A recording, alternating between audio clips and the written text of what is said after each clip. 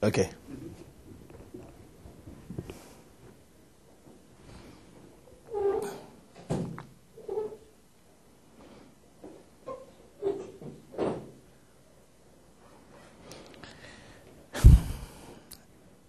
Nous allons prier.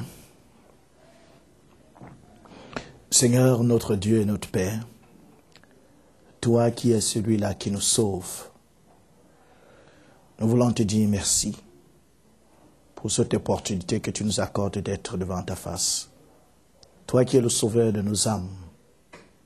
Et en ce moment, Seigneur, tu nous accordes l'opportunité de pouvoir parler à ceux qui nous écoutent en ce moment. Nous te disons merci, parce que c'est un privilège que de pouvoir transporter l'Évangile. Merci pour le temps qu'il fait, merci pour ces lieux. Et merci Seigneur parce que tu nous aimes et que tu nous accordes de travailler avec toi dans ton œuvre. Merci donc pour ce moment, dans le nom précieux de Jésus-Christ. Amen. Alors, bienvenue à tous et à toutes à cette conférence biblique. Et c'est pour moi une très bonne occasion de pouvoir nous parler de la parole de Dieu ce soir et que nous puissions comprendre quels sont les mystères du Seigneur, qu'est-ce que le Seigneur veut pour chacun de nous, où est-ce que le Seigneur veut nous conduire. C'est la raison pour laquelle je prie afin que chacun de vous soit très attentif.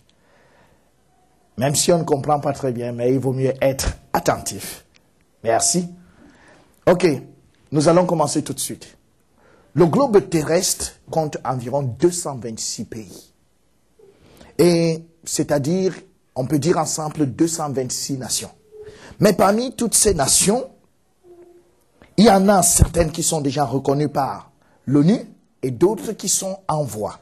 Mais toutes ces nations sont dans le monde. Et aujourd'hui, avec ces 226 pays, on peut également dire que nous avons 226 royaumes. Parce que royaume, en grec, ça veut dire basileia. Et basileia, ça veut dire gouvernement. Et gouvernement, si on parle de gouvernement, on fait appel à une constitution. Donc, nous avons au total environ 226 constitutions, 226 pays, 226 royaumes. Ils sont tous différents les uns des autres. Et pour aller d'un pays à un autre, on a besoin de traverser une frontière. Donc, nous voyons donc que d'un pays à un autre, bien qu'ils soient proches, ils sont totalement différents. Et ce que je voudrais nous dire, aucun de ces pays dans le monde à l'heure actuelle, aucun des pays dans ce monde ne présente une sécurité absolue. Tous les pays, il y a un problème quelque part. On ne peut pas être en sécurité dans chaque pays. Il y a toujours un problème. Dans certains pays, on rencontre des problèmes d'ordre, des problèmes d'harmonie, des problèmes de paix et même aussi des problèmes de perfection. Donc chaque pays essaye de rechercher à rétablir l'ordre dans son pays, essaye de rechercher l'harmonie, essaye de rechercher la paix, essaye de rechercher la perfection. Mais c'est sans succès. Sans succès, pourquoi ? Parce qu'il y a plein de catastrophes naturelles, certaines sont naturelles, et certaines sont produites par les hommes eux-mêmes, dont ça provient des hommes. Il y a des guerres, des coups d'État, par-ci, par-là, et en Afrique, c'est encore extrême, peut-être ici en Corée, c'est pas assez. Donc, nous avons toutes ces choses, nous avons les famines, relativement au Soudan, et partout ailleurs, il y a les troubles politiques, comme nous venons de les vivre ces derniers temps, en Côte d'Ivoire, et même en Guinée. Donc, on parle aussi des maladies endémiques, comme nous avons le sida aujourd'hui. Donc, on arrive à la conclusion que dans ce monde, il n'y a pas de paix possible. Dans aucun pays, il n'y a pas d'abri possible. Alors, est-ce que normalement, est-ce qu'on peut retrouver un royaume où on peut avoir la paix? C'est difficile de trouver un royaume dans ce monde où les gens peuvent se coucher et être sûrs que nous sommes en paix pour l'éternité. C'est difficile d'avoir un royaume stable. Mais est-ce que les humains peuvent trouver un autre royaume qui soit vraiment stable? Mais je voudrais nous dire ce soir que la bonne nouvelle, c'est que la Bible est le seul livre qui nous parle d'un autre royaume. La Bible nous parle d'un autre royaume. Et ce royaume, paraît-il, il est plein d'espoir. C'est un royaume qui est plein d'espoir. Et quand nous ouvrons la Bible dans les premiers livres, nous lisons Matthieu chapitre 4, verset 17. Et dans Matthieu chapitre 4, verset 17, la Bible nous dit, dès lors, Jésus commença à prêcher et à dire, « Repentez-vous, car le royaume des cieux est proche. » le royaume des cieux est proche. Dans le discours d'un homme, quand un homme commence un discours, les premiers mots qu'il dit sont assez importants. Alors si Jésus vient dans ce monde et commence son discours par la question du royaume, ça veut dire que la question du royaume est un royaume important. Et Jésus annonce un autre royaume. Un autre royaume qui n'est pas dans ce monde, mais un autre royaume qui est hors de ce monde. Ça veut donc dire que Dieu n'a pas l'intention d'améliorer les conditions de vie dans ce monde. Ça, ce ne sont pas ses intentions. Mais au contraire, il a prévu un autre royaume où les gens doivent partir de ce monde pour aller dans ce royaume.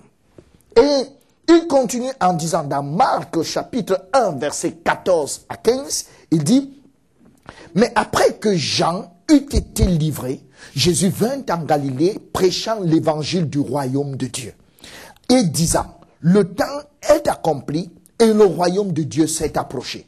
Repentez-vous et croyez à l'évangile. » Jésus insiste sur le problème d'un royaume. Donc, nous voyons tous ensemble que Jésus n'a pas prêché sur les miracles. Il n'a donné aucun message sur les miracles, mais il donne un message sur le royaume de Dieu. Il n'a pas donné un message sur la guérison. Jésus n'a pas fait une prédication pour la guérison, mais il a guéri les malades, c'est vrai. Il a fait des miracles, mais il n'a pas prêché sur la guérison des malades. Il n'a pas prêché sur la prospérité, mais il a rendu les gens prospères. Donc, le seul message qu'il a prêché, c'est l'annonce de son royaume. Et son royaume est capital.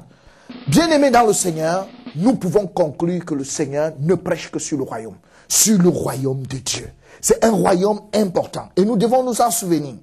Alors, quand nous faisons les études des occurrences en grammaire, nous voyons que pour trouver le sens d'un mot, nous avons besoin de voir combien de fois ce mot revient dans le texte. Alors, quand nous lisons dans toute la Bible, nous voyons que le mot Satan et les différentes déclinaisons, il s'agit de diable et de démon, sont mentionnés près de 140 fois. Mais le mot Dieu dit, il est mentionné 3800 fois dans la Bible. Ce qui veut donc dire, et également, le mot royaume et ses différentes déclinaisons est mentionné. Royaume, règne et gouvernement, ils sont mentionnés 2460 fois dans la Bible. Donc ça veut dire que la Bible n'est pas le livre de Satan. La Bible n'est pas un livre qui parle de Satan et ses démons, mais la Bible parle, c'est Dieu qui parle de son royaume. Parce que toute la Bible, tout ceci n'est que contenu dans la parole de Dieu. Donc nous pouvons comprendre et conclure ensemble que la Bible est le livre où Dieu parle de son royaume. Alors, là, il nous vient quelques questions. Ce royaume, où est-il? Première question. Deuxième question, que faut-il faire pour entrer dans ce royaume? Quand vous voulez aller dans un pays, vous avez besoin de vous renseigner à son ambassade pour savoir quelles sont les conditions à remplir pour entrer dans ce pays. Alors, que faut-il faire pour entrer dans ce royaume? Et la troisième question, qu'est-ce qui va arriver à ceux qui ne feront pas partie de ce royaume? Donc, nous avons besoin de comprendre toutes ces choses et c'est ce que je vais tenter d'expliquer dans les moments qui suivent. Et c'est pourquoi est-ce que je réclame votre attention davantage. Donc, la première des choses, vérifions d'abord que la Bible est vraie. Est-ce que la Bible est un livre vrai? Parce que nous allons nous appuyer là-dessus tout au long de notre discours, tout au long de notre prédication. Alors, avant de nous appuyer sur la Bible, nous avons besoin de savoir si la Bible est vraie. Bien-aimés dans le Seigneur, la Bible a été découverte en 1940. Les papyrus, les débris de la Bible ont été découverts en 1947 dans la cave de Qumran. Et ça, c'est dans la mer Morte. En fait, il y a des enfants bergers qui se baladaient là et puis ils ont lancé un caillou, ça a touché un canari. Et ils sont allés voir et à l'intérieur, il y avait des papyrus. Donc, il y avait ces papyrus et dans ces papyrus, on a pu retrouver le livre d'Ésaïe qui date de plus de 2200 ans. Donc, cette copie du livre d'Ésaïe est conforme à la portion de Bible que nous avons dans nos Bibles actuelles qui parle d'Ésaïe. Donc, nous voyons que la Bible n'a pas changé entre-temps. Elle est demeurée authentique et c'est l'un des plus vieux livres qui est demeuré authentique. Et s'il est authentique et s'il est vieux, ça veut donc dire que c'est un livre qui est digne de confiance. Alors, dans la sourate 4, verset 136, dans le Coran, il est écrit dedans, tous les musulmans doivent croire à l'écriture antérieure, qui est la Bible. Donc, la Bible est un document dont les autres livres rendent témoignage. Et ils rendent témoignage parce que si le Coran dit que tous les musulmans doivent croire à l'écriture antérieure, et l'écriture antérieure, nous savons que Mahomet est parti, a commencé son ministère 600 ans après Jésus-Christ. Ayant commencé son ministère 600 ans après Jésus-Christ, la seule écriture antérieure qui pouvait exister, c'est la Torah, et la Torah qui n'est autre que l'Ancien Testament. Donc ça veut donc dire que même le Coran rend témoignage de la Bible qui est l'Ancien Testament à cette époque. Donc nous pouvons tous ensemble nous rendre compte que la Bible est un livre qui soit véritablement digne de confiance. C'est pour ça que le Seigneur dit dans Ésaïe chapitre 34 verset 16, cherchez dans le livre de l'Éternel et lisez. Pas un d'eux ne manquera, l'un n'aura pas à chercher l'autre, car ma bouche l'a commandé et mon esprit les a rassemblés. Pourquoi est-ce que le Seigneur fait appel à cette allusion? Il dit, cherchez dans le livre de l'Éternel et lisez. Pas un d'eux ne manquera. Pourquoi un d'eux ne manquera pas? Parce que, en fait, la manière dont la Bible a été écrite pendant plusieurs années, il y a des chances que la Bible ait des erreurs. Parce que la Bible a été écrite pendant près de 1600 ans. C'est le seul livre qui a été écrit pendant 1600 ans. Et si un livre est écrit pendant 1600 ans, nous savons que l'auteur d'un livre doit pouvoir vivre plus longtemps que l'écriture de son livre. Alors, il n'y a pas un seul homme qui puisse vivre pendant 1600 ans. Il n'y a que Dieu lui-même qui peut avoir cet âge. Donc, on peut dire ensemble que la Bible est le livre de Dieu. Or, la Bible étant dans le livre de Dieu, à l'intérieur de la Bible, nous avons le présent, nous avons le passé, et nous avons, dans le passé, nous avons les faits historiques, les évidences historiques, et nous avons également le futur, et dans le futur, nous avons toutes les prophéties. Mais alors, nous avons souvent fait une erreur en tant que serviteurs de Dieu, parce que nous disons aux gens, vous avez besoin de croire qu'il y a l'enfer, qu'il y a le feu, qu'il y a le ciel. Mais comment vont-ils croire qu'il y a l'enfer, qu'il y a le ciel? C'est extrêmement difficile pour eux d'y croire. Mais pour y croire, il faut pouvoir leur montrer que le passé est vrai. Et si le passé est vrai, ils croiront le futur. Mais s'ils ne se rendent pas compte que le passé est vrai, ils ne peuvent pas croire le futur. Donc, nous voulons donc dire que la Bible est un livre de confiance parce qu'il possède à l'intérieur le passé, il y a dedans le présent et il y a dedans le futur. Alors, bien-aimés dans le Seigneur, nous avons besoin maintenant de démontrer que la Bible est effectivement vraie, comme nous l'avons dit tantôt. Nous pouvons voir avec ça Jérémie chapitre 4, verset 28. À cause de cela, le pays est en deuil, et les cieux en haut sont obscurcis. Car je l'ai dit, je l'ai résolu, et je ne m'en repens pas, je ne me rétracterai pas, dit le Seigneur. Comment est-ce que le Seigneur peut dire une telle parole? Près de 2700 ans de notre époque, 700 ans avant Jésus-Christ. Il annonce que à cause de cela, le pays est en deuil et que les cieux en haut sont obscurcis. Ici, je porte un costume. Et ce costume, il est sombre et il est au-dessus de ma chemise. Alors, si je mets le costume au-dessus de ma chemise, je peux dire que ma chemise est couverte par quelque chose de sombre. Donc, ça veut dire également que le ciel bleu que nous voyons a comme couverture les ténèbres au-dessus. C'est obscurci. Or, le Seigneur annonce ça il y a 700 ans avant Jésus-Christ. Mais les gens à l'époque n'ont pas besoin de voir toutes ces choses. Ils n'ont même pas l'intention de connaître. Mais dans les années 1961, nous pouvons voir le premier astronaute qui va dans l'espace. Et quand le premier astronaute va dans l'espace, il arrive dans les airs, nous pouvons constater comment est-ce que le ciel est tout bleu. Mais après le ciel bleu, nous nous rendons compte que effectivement, il y a un noir, c'est obscurci, et en bas, c'est le ciel qui s'y trouve, comme nous pouvons voir le ciel ici en bas, et en haut, tout est noir. Donc, ça veut dire que la Bible est vraie. En fait, quand ils sont revenus, ils ont voulu faire quand même une conférence de presse pour expliquer au monde entier qu'ils avaient fait des découvertes. Mais les chrétiens qui lisaient la Bible savaient que Dieu qui a créé le monde avait déjà écrit ça dans la parole de Dieu. Donc, bien-aimés dans le Seigneur, nous pouvons conclure ensemble que la Bible est vraie. Mais c'est pas tout. Nous continuons avec Job chapitre 26, verset 7. Pour ce livre qui est écrit pratiquement 1500 ans avant Jésus-Christ, la Bible dit qu'il étend le septentrion sur le vide et il suspend la terre sur le néant. Le Seigneur l'annonce 1600 ans avant. Et nous pouvons donc nous rendre compte également que les mêmes astronautes ont pu constater que la Terre, il n'y a aucun poteau qui soutient la Terre. La Terre, elle est toute ronde, mais il n'y a aucun poteau. Et que, effectivement, la Terre est comme il a dit. Parce que c'est Dieu qui a fait le monde, c'est lui qui a suspendu la Terre, et c'est lui qui peut l'écrire dans son livre, et la Bible est son livre. Job chapitre 36, verset 26, pour continuer avec des éléments. La Bible dit que Dieu est grand, mais sa grandeur nous échappe. Le nombre de ses années est impénétrable. Pourquoi?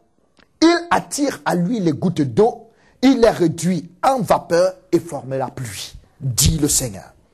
Comment est-ce que le Seigneur parle ici? Il attire à lui les gouttes d'eau, il les réduit en vapeur et forme la pluie. Les nuages la laissent couler, il la répand sur la foule des hommes.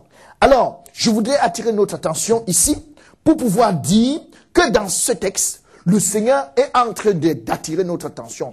3500 ans avant, il nous parle de ce que nous apprenons en classe du cours élémentaire 1, ce qu'on appelle le cycle de l'eau. Et le cycle de l'eau, c'est la vaporisation, la condensation et les précipitations. Or, le Seigneur, lui, il en parle longtemps avant. C'est une preuve que notre Dieu est scientifique. Alors, quand nous avançons, on lit Job chapitre 36, verset 29, et il dit, « Et qui comprendra le déchirement de la nuée et le fracas de sa tente ?» Qui comprendra ça? Alors, il est en train de parler du tonnerre, et il parle des éclairs du tonnerre dans le ciel. Qu'est-ce qu'il dit? « Voici, il étend autour de lui sa lumière, et il se cache jusque dans les profondeurs de la mer. » Qu'est-ce que ça veut dire? Par ces moyens, il juge les peuples et il donne la nourriture en abondance. Pourquoi est-ce que le Seigneur peut prendre un tel texte et parler de ça? Bien-aimés dans le Seigneur, permettez que nous fassions un peu de chimie. En fait, la formule de l'eau, l'eau est composée de l'hydrogène et de l'oxygène. Alors, donc, la molécule d'eau est formée de H2O.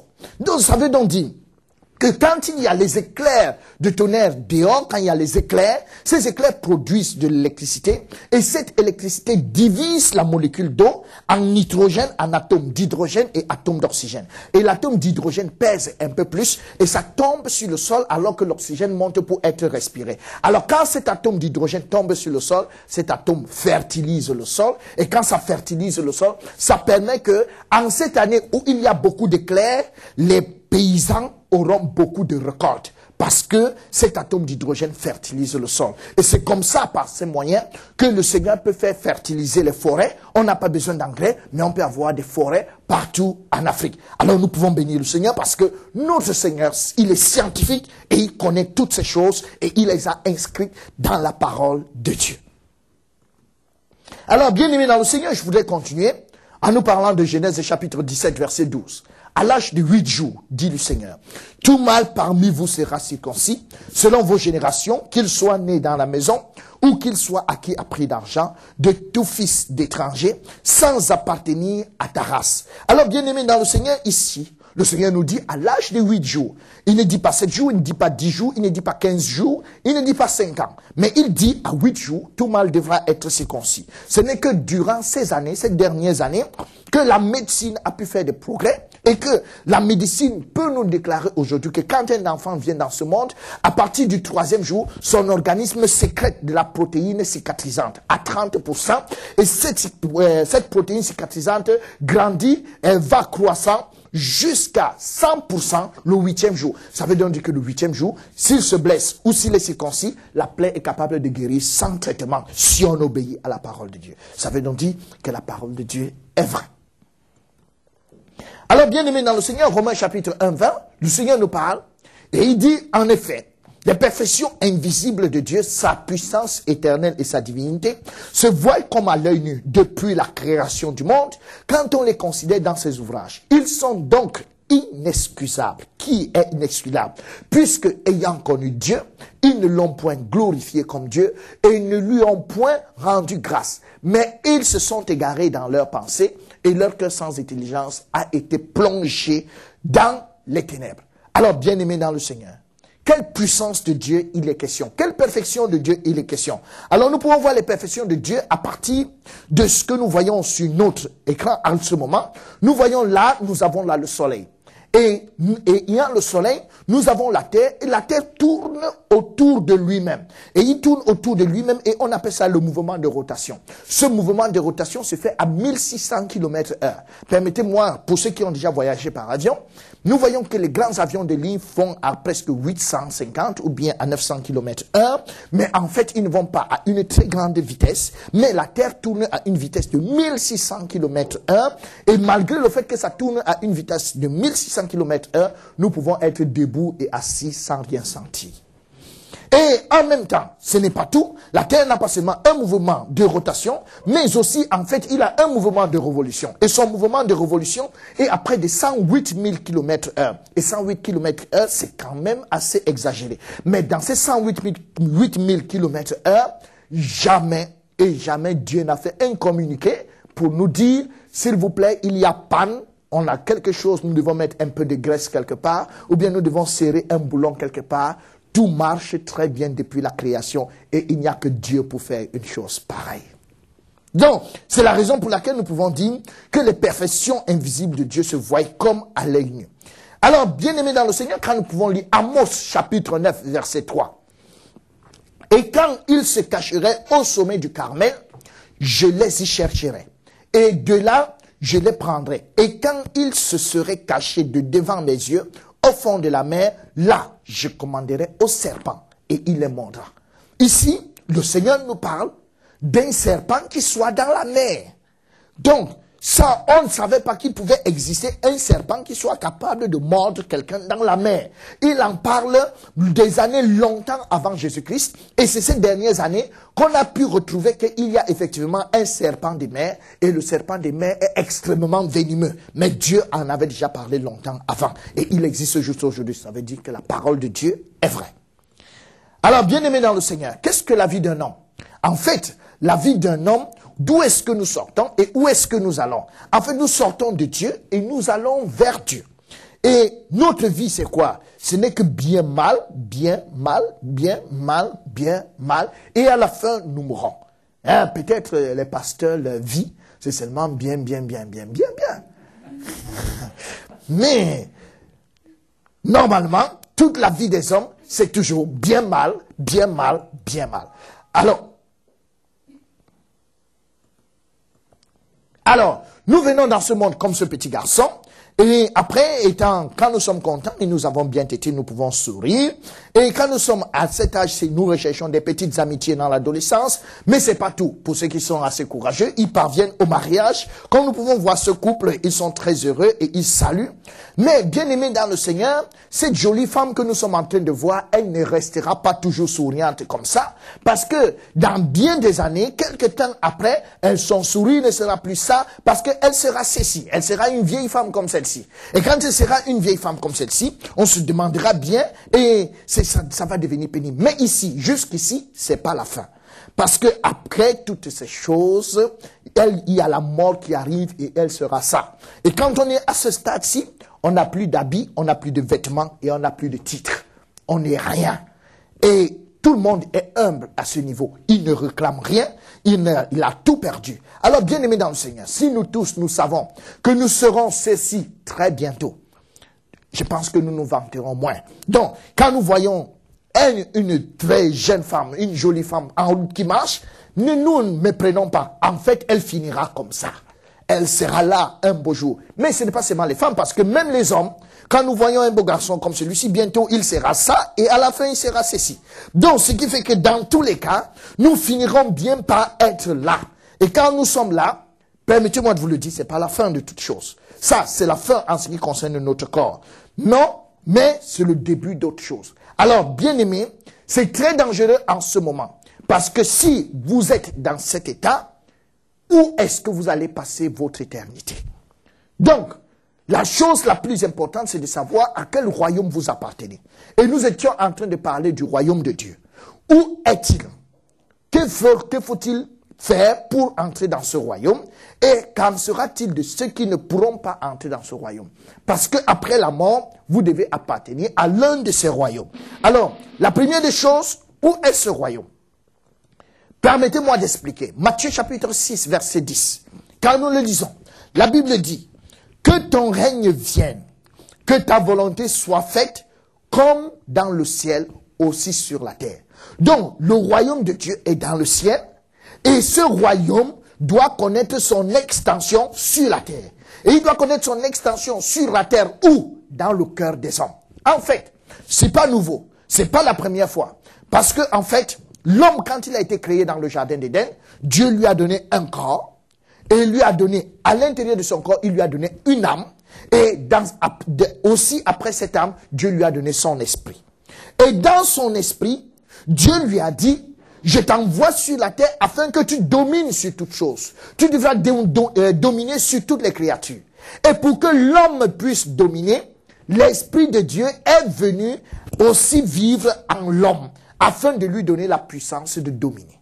Alors, pour cette puissance, c'est la raison pour laquelle l'homme pouvait marcher et le lion était soumis, les éléphants sont soumis, tous les animaux lui sont soumis. En fait, les animaux ne lui étaient pas soumis parce qu'il est un homme. Mais les animaux lui étaient soumis parce qu'il avait l'autorité du royaume d'en haut qui était en lui. Et cette autorité du royaume d'en haut était vue par les animaux et était vue par toute la nature. C'est pour ça que Adam pouvait gérer tous les animaux. Mais Adam va faire une erreur. Et l'erreur que Adam va faire, il va croire que c'est par son propre pouvoir qu'il gouverne la terre. Et par rapport à ça, c'est alors que Dieu va lui donner un ordre. Il va lui dire, mange de tous les fruits, mais sauf le fruit défendu. Et il sera donc séduit par le diable. Et le diable va donc séduire Ève dans le jardin d'Éden. Et croyant que si elle prend le fruit et qu'elle mange, alors automatiquement, ses yeux vont s'ouvrir, ils seront plus sages, ils seront même des dieux sur la terre, alors qu'ils étaient en fait déjà des dieux. Alors, Ève va désobéir à Dieu, et elle va prendre le fruit, elle va manger, et elle va en donner à son mari va manger, et en ce moment, la désobéissance envers le Seigneur est consommée. Et une fois la désobéissance consommée, Dieu va retirer son esprit qu'il avait mis en l'homme, il va retirer son esprit, et l'homme va devenir un être vide, mort. Donc son esprit est mort, et son esprit étant mort, il ne lui reste plus que le corps et l'âme. Et rester le corps et l'âme, il ne peut vivre que les choses de la chair. Et en ce moment, les animaux qui étaient soumis avant sont devenus rebelles. Parce qu'aujourd'hui, même le serpent, si un homme s'amuse avec le serpent le mord. Si tu t'amuses avec un chien, il te mord. Si tu t'amuses avec un lion, il te dévore. Donc, ils ne sont plus soumis. Et à cause de cette désobéissance, tout le monde entier est rentré dans un certain chamboulement. Mais Dieu n'a pas abandonné l'homme. C'est pour ça qu'aujourd'hui, il veut à nouveau que son royaume soit étendu dans le cœur de l'homme. Parce que ce n'est que par là que l'homme peut être vivant. C'est la raison pour laquelle je voulais nous dire, dans Genèse chapitre 1, 26, le Seigneur a dit, puisque Dieu dit, faisons l'homme à notre image, selon notre ressemblance, et qu'il domine, cela veut dire régner, sur les poissons de la mer, sur les oiseaux du ciel, sur le bétail, sur toute la terre, et sur tous les reptiles qui rampent sur la terre. Alors, quand Dieu donne cet ordre, comme je le disais tantôt, c'est afin que l'homme puisse dominer. Et il pouvait dominer tant que l'Esprit de Dieu était avec lui. Mais, dans Genèse 2, 17, il est bien décrit, mais tu ne mangeras pas de l'arbre de la connaissance du bien et du mal. Car le jour où tu en mangeras, tu mourras. Et effectivement, il va manger l'arbre de la connaissance du bien et du mal. Et à partir de ce moment, Dieu va retirer son esprit. Et Adam, aux yeux de Dieu, sera considéré comme mort. Et c'est terminé comme ça. Mais aujourd'hui, la Bible dit, 1 Corinthiens chapitre 15, verset 50. Or, je dis ceci, frère, que la chair et le sang ne peuvent pas hériter du royaume de Dieu. Et que la corruption non plus n'hérite pas de l'incorruptibilité.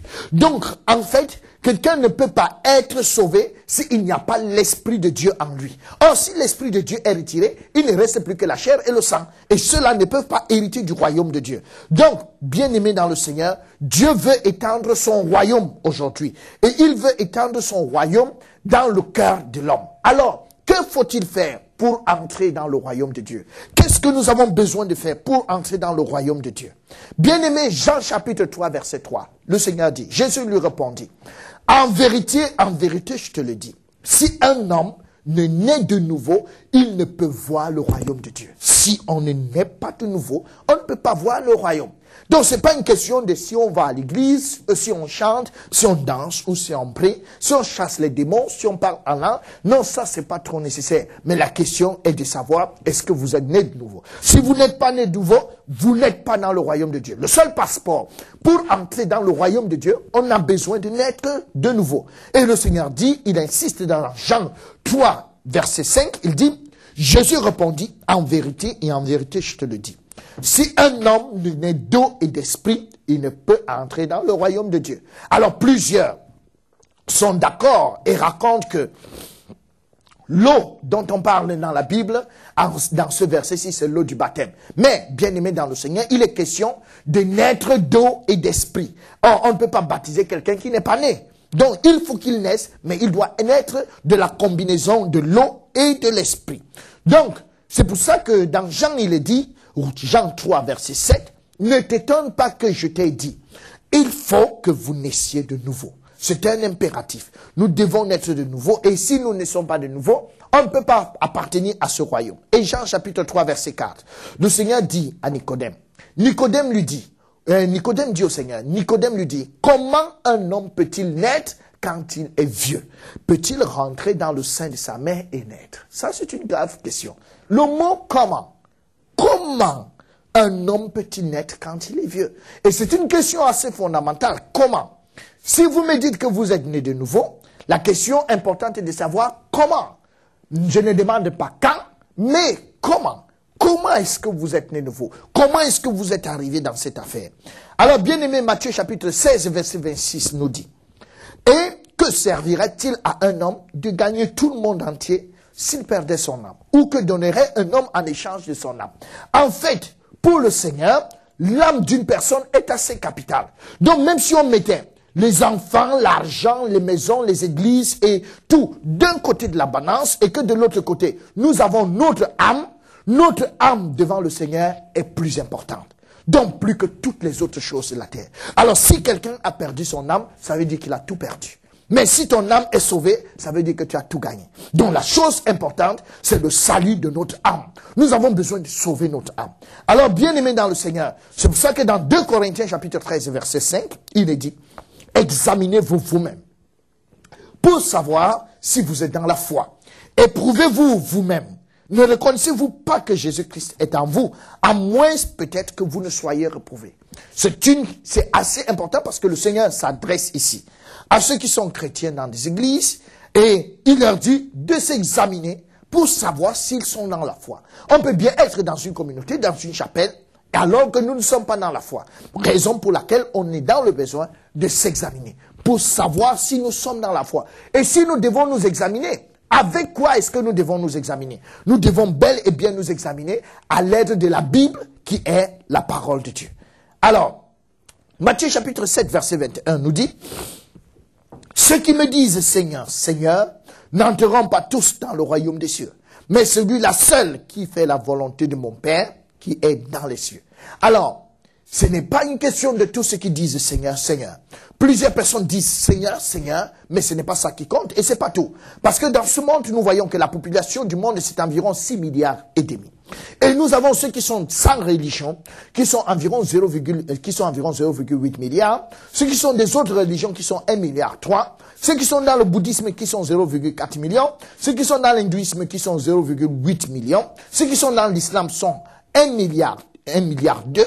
Or, toutes ces personnes, d'ici jusque-là, aucune de ces personnes ne dit Seigneur, Seigneur. En fait, ils ne s'occupent même pas du Seigneur Jésus-Christ. Ça veut donc dire que cette parole de Matthieu chapitre 7 verset 21 ne s'adresse pas à eux, mais nous avons ceux qui prononcent quand même le mot Jésus, ils sont environ 2 milliards. Mais en fait, il fallait que Jésus, comme ils sont 2 milliards sur 6 milliards et demi, Jésus devrait quand même venir les congratuler. Il leur dit vraiment merci. Merci quand même parce que vous prononcez mon nom. Merci, vous n'êtes pas comme les autres. Mais non, Jésus ne dit pas ça. Il dit, non, même vous qui dites, Seigneur, Seigneur, vous n'y entrerez pas. Si vous ne faites pas ma volonté. Et la volonté du Seigneur, c'est quoi? C'est que nous soyons sauvés. Si nous ne sommes pas sauvés, il n'y a rien à faire. Nous ne pouvons pas entrer dans le royaume des cieux. Alors, bien aimé, c'est là où la question revient. Comment? Ici, dans Luc 13, verset 23, il est dit, quelqu'un lui dit, Seigneur, y a-t-il que peu de gens qui soient sauvés? Il leur répondit, efforcez-vous d'entrer par la porte étroite, car je vous le dis, beaucoup chercheront à entrer et ne le pourront pas. C'est impératif d'entrer par la porte étroite. Beaucoup chercheront à entrer. Il y a beaucoup de gens qui chercheront à entrer par cette porte et ne le pourront pas. Alors, l'occasion pour moi est de vous poser la question, où est la porte étroite? Alors, si vous ne connaissez pas là où se trouve la porte étroite, ça veut dire que vous n'êtes jamais passé par là. Et si vous n'êtes jamais passé par là, ça veut dire que vous n'êtes jamais né de nouveau. Si vous n'êtes jamais né de nouveau, ça veut dire que vous n'appartenez pas au royaume de Dieu. Si vous n'êtes pas dans le royaume de Dieu, ça veut dire que vous allez en enfer, quelle que soit la condition. Alors, Matthieu chapitre 7, verset 13 dit, entrez par la porte étroite, le Seigneur insiste. Entrez par la porte étroite, car large est la porte, spacieux est le chemin qui mène à la perdition, et il y en a beaucoup qui entrent par là. J'aimerais bien vous dire, bien-aimés dans le Seigneur, que c'est un impératif. Le Seigneur ne dit pas, s'il vous plaît, est-ce que cela vous plaît de pouvoir entrer par la porte étroite? Il dit, entrez par la porte étroite. Alors, si quelqu'un n'y entre pas, certainement, il a pris un autre chemin. Et on n'entre pas là par hasard. Donc, la question est posée, est toujours posée. Vous dites aujourd'hui que vous êtes chrétien. Vous dites aujourd'hui vous allez à l'église. Vous dites aujourd'hui vous faites ci, vous faites ça. Mais la question se pose, comment est-ce que vous êtes entré dans cette affaire? Comment? Par où est-ce que vous êtes entré? C'est une histoire très triste. Parce que nous lisons Matthieu chapitre 22. Et dans le livre de Matthieu chapitre 22, le roi entra pour voir ce qui était à table. Et il aperçut là un homme qui n'avait pas revêtu un habit de noces. Il lui dit, mon ami, comment es-tu entré ici sans avoir un habit de noces? Cet homme eut la bouche fermée. Alors le roi dit au serviteur, liez-lui les pieds et les mains et jetez-le dans les ténèbres du dehors où il y aura des pleurs et des grincements de dents. Or, c'est une histoire triste. Une histoire triste qui pourrait nous arriver très bientôt. Parce que dans ce texte, en Israël, dans la coutume juive, quand quelqu'un organisait une fête, il appelait tout le monde et il cousait des vêtements. Pour tous les convives, pour tous ceux-là qu'il a conviés à cette fête. Alors, même si vous avez une bonne veste, un bon costume super sain, quand vous arrivez chez lui, vous entrez par une porte, et dès que vous êtes dans cette porte, on vous retire votre habit, et vous portez l'habit que l'hôte a cousu pour vous. Et quand vous vous habillez, vous entrez directement dans la salle des banquets. Alors ici, il voit cet homme qui est dans la salle des banquets. Tout le monde a des habits, mais sauf lui. Et il lui demande, mais monsieur, il ne lui demande pas pourquoi il n'a pas les habits. Non, ça c'est pas la question. Mais la question c'est comment il a fait pour entrer sans avoir les habits. Parce que, selon le roi, il suppose que si on est passé par la porte, automatiquement nos habits seront changés. Mais si on n'est pas passé par la porte, quelles que soient les conditions, on n'aura pas les habits. Donc ce monsieur n'avait pas les habits. Il était dedans, mais il ne faisait pas un désordre. Il ne dérangeait pas les gens. Il n'était pas en train de crier ça et là. Non, il était tranquille. Donc peu importe si vous êtes dans la maison de Dieu, même si vous êtes gentil, même si vous parlez bien, même si vous prêchez, même si vous servez, même si c'est vous qui lavez la salle, même si vous donnez tous vos biens, même si vous gardez les pasteurs, vous donnez beaucoup d'argent, ça c'est pas le problème. La question c'est comment vous êtes entré dans cette affaire. Donc tout ce qui est pour nous un problème, c'est comment nous sommes arrivés là-dedans. Nos titres, s'il vous plaît, ça n'intimide pas Dieu. Donc nous pouvons avoir les titres de pasteur, apôtre, bishop, nous pouvons même être n'importe quoi. Tout ça, ça n'intimide pas le Seigneur. Le Seigneur veut savoir par où est-ce que nous sommes entrés. Permettez-moi de dire ceci. Si nous rentrons chez nous, et que nous arrivons chez nous, et tout de suite, nous sommes sortis le matin, et nous avons les clés de notre maison, et puis de retour chez nous, quand on arrive à distance, on voit qu'il y a de la lumière dans notre maison, alors que nous avons tout fermé et nous avons tout éteint.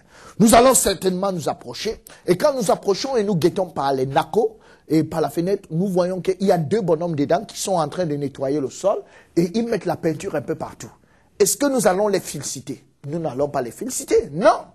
C'est vrai qu'ils nettoient, c'est un bon travail qu'ils font, mais pas de félicitations pour ça. Alors nous leur posons la question, oh, monsieur, vous qui travaillez à l'intérieur là, mais par où est-ce que vous êtes entré? Parce que c'est la question la plus importante. Par où? Vous êtes entré par où?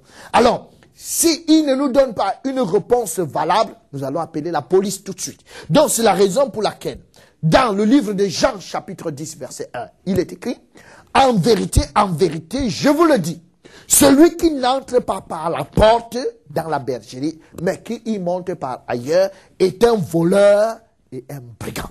Donc, si vous n'êtes pas passé par la porte normale, vous êtes un voleur et un brigand. Même si ça fait 40 ans que vous êtes entré par la mauvaise porte, vous restez quand même un voleur et un brigand depuis 40 ans. Mais Dieu, grâce soit rendue à Dieu, parce que nous ne sommes pas, Jésus n'est pas encore de retour. C'est la raison pour laquelle chacun peut encore arranger sa position en ce moment. Et c'est pourquoi il est important que vous m'écoutiez tranquillement et d'une manière assidue et d'une manière diligente. C'est assez important pour le salut de nos âmes. Alors, plusieurs personnes sont donc en état d'arrestation dans la maison de Dieu aujourd'hui parce que, en fait, ils sont à l'intérieur, mais ils ne sont pas passés par la porte. Et n'étant pas passés par la porte, ils sont des voleurs et des brigands. C'est la raison pour laquelle je voudrais parler de ça. Alors, ici, sur notre moniteur, nous pouvons observer que ça, c'est une armée qui est là. Et une armée qui est là, tous sont des militaires. Et quand on regarde, on prend un au hasard, nous prenons celui-ci. Et quand nous prenons celui-ci, nous mettons un autre militaire à côté, donc les deux sont des militaires. Mais pour que les deux militaires puissent avoir des salaires, pour que tu puisses avoir un salaire, il faut que tu puisses avoir un numéro matricule au moment où on te recrutait. Mais parmi ces deux militaires, il y a celui-ci qui a le numéro matricule, mais l'autre n'a pas de numéro matricule. Il est bien habillé pourtant. Il est bien. Mais il n'a pas de numéro matricule. Pourquoi il n'a pas de numéro matricule? C'est parce qu'il a seulement porté les habits, mais qu'il n'est pas un vrai militaire. Pourquoi il n'est pas un vrai militaire? Il n'est pas un vrai militaire parce que, en fait, c'est moi. Ici, il s'agit de moi. Et c'est moi-même. Et moi, je ne suis pas militaire. Donc, j'ai seulement revêtu des habits de militaire. Donc, n'étant pas un militaire, donc je suis un faux militaire. Étant non un faux militaire, je ne suis qu'un voleur et un brigand. Et si on m'arrête, je dois aller en prison. Donc, ça veut dire, pourquoi? Parce que je ne suis pas entré dans l'armée par la porte. J'ai juste revêtu des vêtements. Donc, c'est la raison pour laquelle il y a beaucoup de pasteurs qui sont dans l'œuvre de Dieu, mais qui ne sont pas entrés par la porte. Et s'ils ne sont pas entrés par la porte, ils sont comme ce monsieur, un voleur et un brigand. Donc, pourquoi est-ce qu'ils sont des voleurs et des brigands? Romains chapitre 10, verset 1. Et Romains chapitre 10, verset 1 nous dit, frère, le vœu de mon cœur et ma prière à Dieu pour eux, c'est qu'ils soient sauvés. Ceux pour qui Paul est en train de prier en ce moment, ils ne sont pas sauvés. Mais le vœu de Paul et sa prière à Dieu pour eux, c'est qu'ils soient sauvés. Mais comment vont-ils donc être sauvés? Il dit, ces gens qui ne sont pas sauvés, quelle est leur vie? Romains 10, verset 2. Il dit, je leur rends le témoignage qu'ils ont du zèle pour Dieu, mais sans intelligence. Et c'est ça qui fait en sorte qu'ils ne soient pas sauvés. Le manque d'intelligence. Mais pourtant, ils sont zélés pour Dieu. Très zélés pour Dieu. Ils font beaucoup de choses. Une personne qui est zélée pour Dieu, c'est quelqu'un qui fait beaucoup de choses. Il travaille beaucoup, il donne beaucoup, il se sacrifie. Il sacrifie son temps, son argent, c'est bien et tout. Mais il est zélé. Mais s'il est sans intelligence, il n'est pas sauvé. Alors pourquoi ces gens sont sans intelligence? D'où vient le manque d'intelligence? Le manque d'intelligence vient de ce que ils n'ont pas compris comment Dieu rend juste les êtres humains. Ils ont cherché à imposer leur façon d'être juste. Et nous continuons ainsi. Ainsi, ils ont refusé le chemin que Dieu prend pour rendre juste les êtres humains. Donc, il y a deux moyens. Donc, il y a le moyen dont Dieu rend les gens justes et le moyen dont les hommes rendent les autres hommes justes.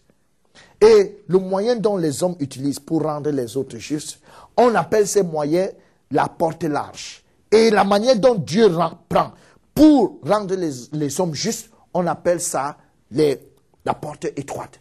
Alors, nous allons distinguer maintenant entre la porte étroite et la porte large. Et la porte large, la façon des hommes à devenir justes devant Dieu. Ou encore, les moyens mis en place par les hommes pour entrer par eux-mêmes dans le royaume de Dieu. Donc, les hommes essaient de se débrouiller pour entrer par eux-mêmes dans le royaume de Dieu.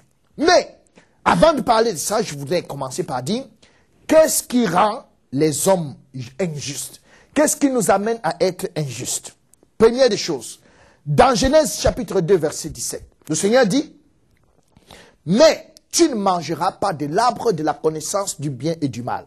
Car le jour où tu en mangeras, tu mourras.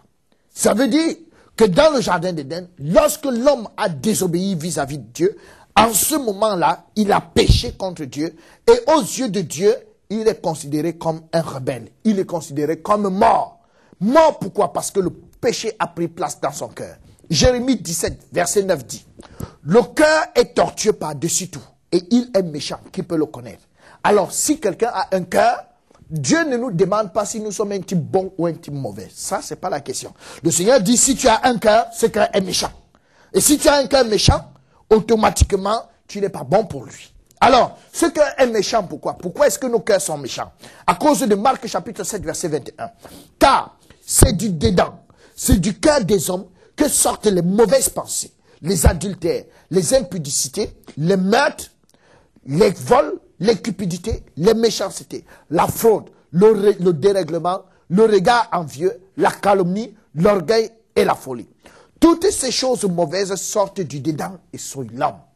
Donc, bien-aimés dans le Seigneur, notre cœur est le véritable problème que nous avons. C'est la raison pour laquelle quand nous avons un bébé comme celui-ci, quand ce bébé vient dans le monde, sa maman dit, oh beau bébé, et essaie de toucher sa bouche, essaie de toucher ses doigts, essaie de toucher ses pieds, et dit, beau bébé, beau bébé, beau bébé. Mais Dieu ne regarde pas ça. Dieu regarde le cœur. Et quand il regarde le cœur, à l'intérieur, il trouve toutes ces choses qui sont là, à l'intérieur. Les mauvaises pensées, les impudicités, le vol, les adultères, les envies, les cupidités, la fraude, l'orgueil, la méchanceté, le regard envieux, dérèglement, malice, calomnie, fornication, folie, arrogance. Tout cela, c'est dans le cœur de l'homme. Et quand c'est dans le cœur de l'homme, c'est assez difficile avec un tel cœur de pouvoir entrer dans le royaume de Dieu. Et quand nous voyons ce Père, il est tout beau comme nous pouvons le voir, mais Dieu regarde à son cœur. Et quand il regarde à son cœur, il voit qu'à l'intérieur, il y a tous ces fruits là-dedans. Alors, bien-aimés, permettez-moi de donner un exemple. Si je peux avoir une personne. Si je peux avoir une personne.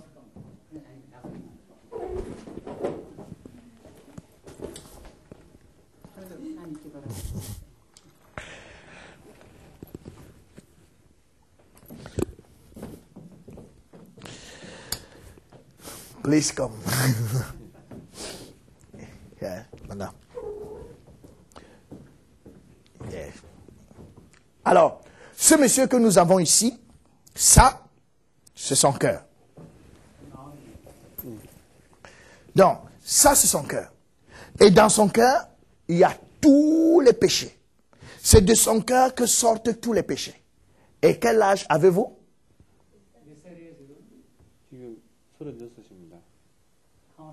36 ans. Merci.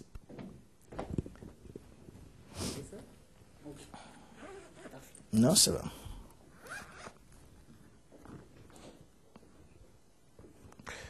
Ok.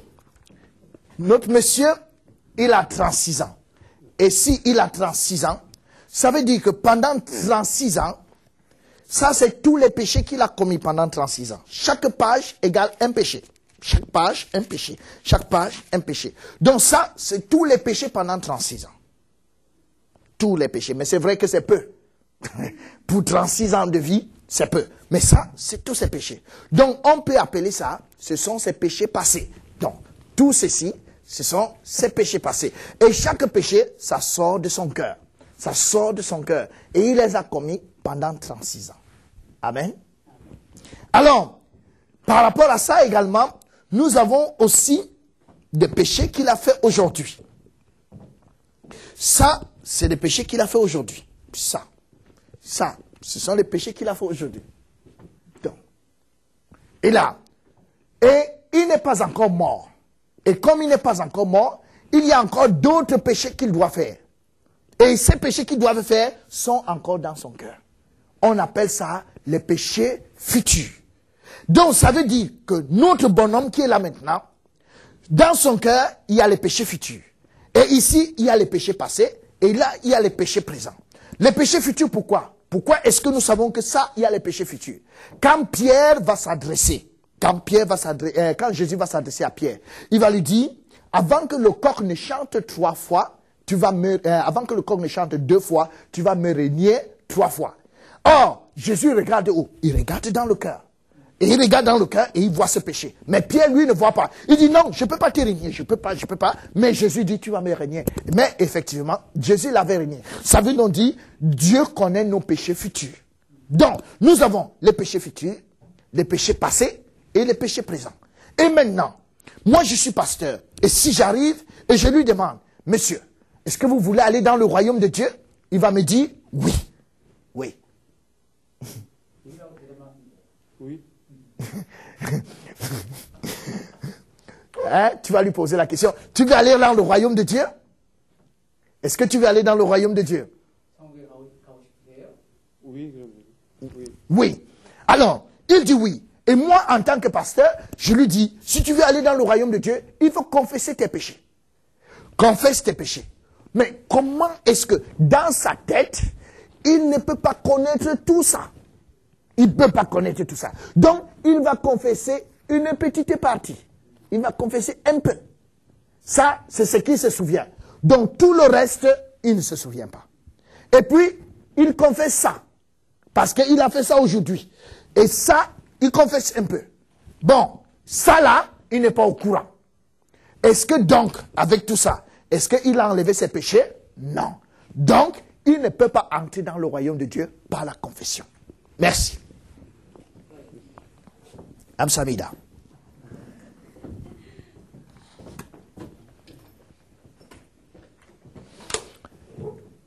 Alors, nous pouvons donc expliquer par là, bien-aimés dans le Seigneur, que ce n'est pas la volonté de la chair. Il est impossible de confesser ses péchés pour entrer dans le royaume de Dieu. Pourquoi? Lévitique chapitre 5, verset 17. Le Seigneur dit, lorsque quelqu'un péchera en faisant sans le savoir, contre l'un des commandements de l'Éternel, des choses qui ne doivent point se faire, il se rendra coupable et sera chargé de sa faute. Un homme normal commet des péchés. Et il y a beaucoup de péchés que nous faisons sans le savoir. Mais le Seigneur dit, même si nous l'avons fait sans le savoir, nous serons quand même coupables et nous serons chargés de notre faute. Donc ça, c'est assez important de pouvoir comprendre que on fait énormément de péchés et des péchés même sans le savoir. Parce que vous pouvez avoir de l'argent chez vous et il y a quelqu'un qui meurt à côté de votre maison sans que vous ne sachiez qu'il avait besoin d'un peu d'argent. Et s'il meurt, vous êtes quand même coupable, quelles que soient les conditions. Somme 40, verset 12, nous dit, « Car des maux sans nombre m'environnent, les châtiments de mes iniquités m'atteignent, et je ne puis en supporter la vue. Ils sont plus nombreux que les cheveux de ma tête, et mon courage m'abandonne. » Donc, toutes nos iniquités sont assez nombreuses. Donc, et ça dépasse le nombre de nos cheveux. Et si tu dis que tu veux confesser tes péchés, donc il faut être capable de compter tous tes péchés. Mais est-ce que tu peux compter tous tes péchés? Non. Donc, comme tu ne peux pas compter, impossible de se débarrasser par la confession. 3. Ésaïe 59, verset 2. Il dit, mais ce sont vos crimes qui mettent une séparation entre vous et votre Dieu. Ce sont vos péchés qui vous cachent sa face et l'empêchent de vous écouter. Donc, à cause de nos péchés mettent une grande barrière entre nous et notre Dieu et nous empêchent, il l'empêche de nous écouter. Donc, ce qui fait que si nous parlons et si nous confessons nos péchés en vain, il ne nous écoute pas. Donc, bien-aimés dans le Seigneur, beaucoup se tiennent sur ce passage et disent, si nous confessons nos péchés, 1 Jean chapitre 1 verset 9, si nous confessons nos péchés, il est fidèle et juste pour nous les pardonner.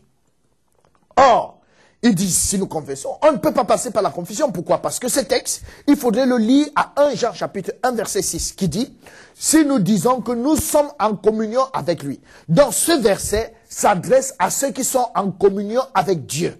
C'est ceux qui marchent dans la lumière, comme Dieu est lui-même lumière, alors ils sont mutuellement en communion. Alors s'ils pêchent, ils peuvent confesser leur péché. Parce qu'ils étaient en communion avec Dieu. Mais celui qui est séparé de Dieu, il est mort, il n'y a rien, il n'y a pas de communion, il ne peut pas passer par la confession. C'est la raison pour laquelle nous voulons continuer en disant ceci. Compte tenu de l'état de notre cœur, aux yeux de Dieu, nous sommes morts. Nous sommes morts. Pourquoi? Genèse chapitre 2, verset 17. Il est dit, mais tu ne mangeras pas de l'arbre de la connaissance du bien et du mal. Car le jour où tu en mangeras, tu mourras. Et effectivement, Éphésiens 2, verset 1 nous dit ceci. Vous étiez morts par vos offenses et par vos péchés. Donc, nous sommes morts. Et étant morts, nous ne pouvons rien faire pour entrer dans le royaume de Dieu. Impossible, rien à faire. Quelqu'un ne peut absolument rien faire pour entrer dans le royaume de Dieu. Parce que nous sommes morts, l'Esprit de Dieu étant sorti. Et nous sommes morts, nous sommes 88, verset 5 dit. Je suis étendu parmi les morts, semblable à ceux qui sont tués et couchés dans les sépulcres, à ceux dont tu n'as plus le souvenir, à ceux qui sont séparés de sa main. C'est David qui parle, mais David n'est pas encore mort, mais il parle comme Dieu le voit. Et il parle de ça. Donc, d'autre part, nous avons Luc chapitre 9, verset 60. Et Jésus lui dit, laisse les morts ensevelir leurs morts. Mais toi, va et annonce le royaume de Dieu. Pourquoi il dit les morts? Donc, les morts sont capables de travailler. Les morts sont capables de faire des choses. Donc, ça, ce sont des morts. Mais aux yeux de Dieu, ils sont morts. Alors, s'ils sont morts aux yeux de Dieu, ils sont inutiles pour le Seigneur. C'est la raison pour laquelle, quand nous avons un mort comme celui-ci, il n'est utile pour Dieu à rien. C'est pourquoi nous disons, est-ce que si moi, je m'adresse à un pareil mort, et je lui dis, oh mort, est-ce que tu peux donner ta vie au Seigneur? Ou bien, est-ce que tu peux inviter Jésus-Christ dans ta vie? Mais, ça veut dire que je suis insensé moi-même. Moi qui parle, je suis insensé, et ce mort ne peut absolument rien faire. Si ce mort invite Jésus dans sa vie, c'est que lui et moi, nous sommes en train de faire un travail qui n'amène nulle part. Donc, nous sommes en train de faire notre propre manière à nous de sauver les gens, parce que c'est incompréhensible. Un mort ne peut pas inviter Jésus dans sa vie. Un mort ne peut pas demander à Dieu d'être son Père. C'est strictement impossible. C'est la raison pour laquelle nous disons encore dans 1 Corinthiens chapitre 15 verset 50, « Oh, je le dis, je dis ceci frère, que la chair et le sang ne peuvent pas hériter du royaume de Dieu et que la corruption non plus n'hérite pas de l'incorruptibilité. » C'est la raison pour laquelle dans Jean 1, verset 12, il est écrit, « Mais à tous ceux qui l'ont reçu, à ceux qui croient en son nom, elle a donné le pouvoir de devenir enfants de Dieu, desquels sont nés. Non du sang, ni de la volonté de la chair, ni de la volonté de l'homme, mais de Dieu. Bien-aimés dans le Seigneur, ni du sang, pourquoi? Parce que le peuple juif pensait qu'ils pouvaient être enfants de Dieu, parce que eux, ils se disaient qu'ils sont de la sémence d'Abraham. Et c'est écrit, il lui répondit, nous sommes de la postérité d'Abraham, et nous ne fûmes jamais esclaves de personne. Comment dis-tu, vous deviendrez libres? Donc, eux, ils se disaient qu'ils sont de la postérité d'Abraham, et c'est suffisant pour être sauvés. Mais Jésus leur dit dans Jean chapitre 8, verset 44, vous avez pour père le diable. Alors, s'ils ont pour père le diable, ça veut dire que pas sauvés du tout. Or, il nous dit aussi, ni de la volonté de la chair. Ça veut dire, notre décision de suivre Jésus, notre décision d'aller à l'église, décider de donner sa vie à Jésus, décider de devenir une bonne personne, décider de commencer à faire le bien, toutes ces décisions, si un mort les prend, un mort ne peut pas accéder au ciel d'abord, un mort ne peut pas les prendre, un mort n'a pas le droit de décider. Alors si quelqu'un décide, un mort décide, c'est que ce mort pense qu'il est vivant aux yeux de Dieu. Mais ça ne change pas le fait qu'il pense qu'il est vivant, ça ne change pas le fait qu'il soit quand même mort aux yeux de Dieu. Et toutes ces décisions ne sont que de la volonté de la chair, et Jésus l'a proscrit, ni de la volonté de la chair, ni de la volonté de la chair. Donc, impossible d'inviter Jésus dans son cœur, dans sa vie, comme Seigneur et Sauveur personnel. C'est impossible parce que nous sommes morts. Donc un mort ne peut absolument rien. C'est pourquoi Romains chapitre 9, 16, verset 16 nous dit, « Ainsi donc, cela ne dépend ni de celui qui veut, ni de celui qui court, mais de Dieu qui fait miséricorde. » Donc, c'est Dieu qui doit faire miséricorde. C'est pour ça que, dans Ézéchiel chapitre 37, verset 3, Dieu dit à Paul, il me dit, à Ézéchiel, « Fils de l'homme, ces eaux pourront-ils revivre ?» J'ai répondu, « Seigneur éternel, tu le sais. » Pourquoi est-ce que Ézéchiel répond comme ça? Parce que Ézéchiel regarde ces eaux. Ézéchiel regarde ces eaux et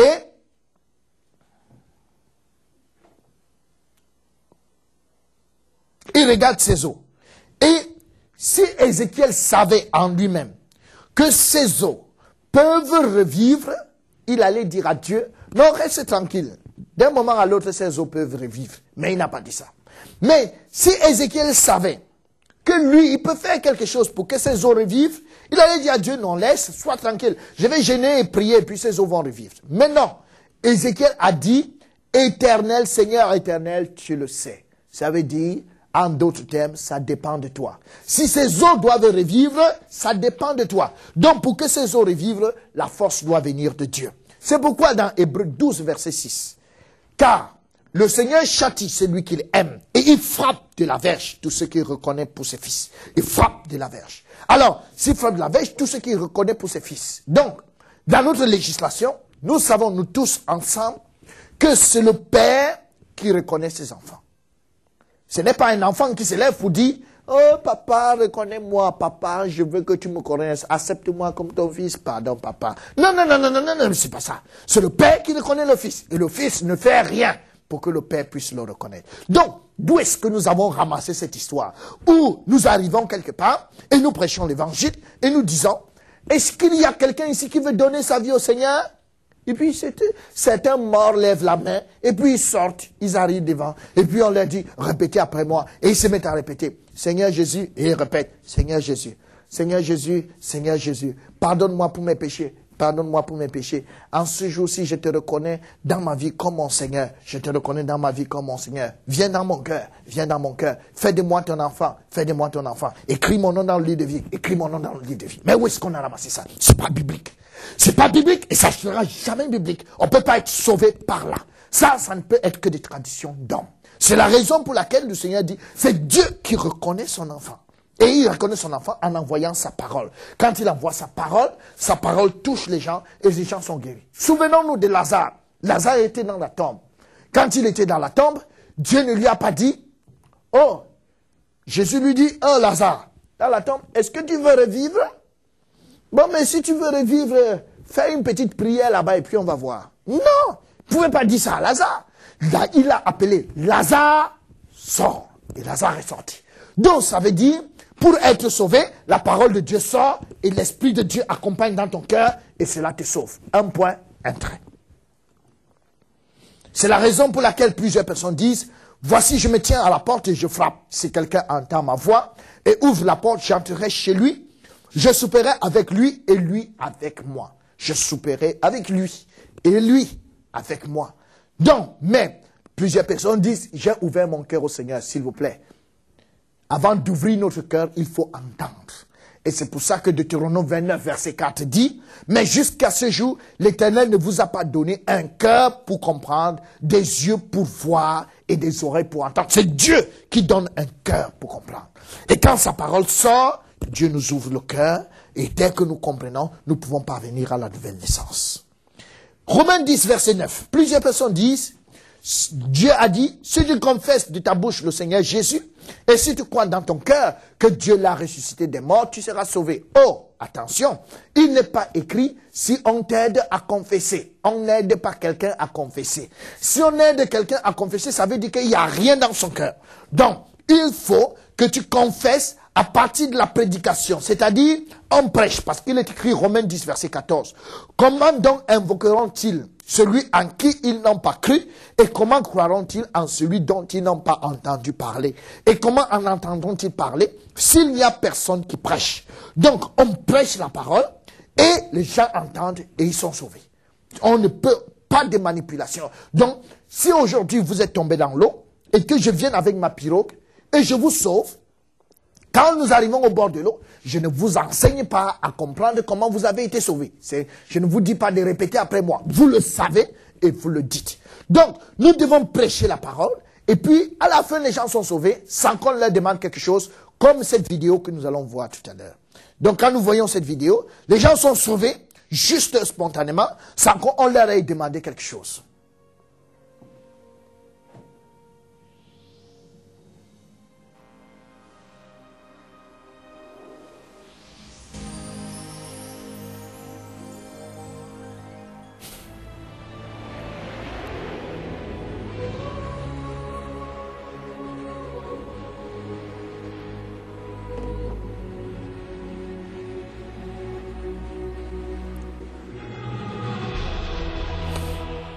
Même si la plupart d'entre nous disent oui, on connaissait ce message,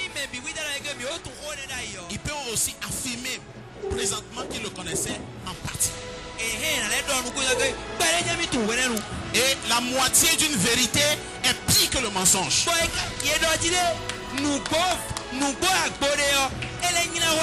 On était sur de faux fondements, croyant bien qu'on était sur la bonne voie. Ça ne peut pas rester comme ça.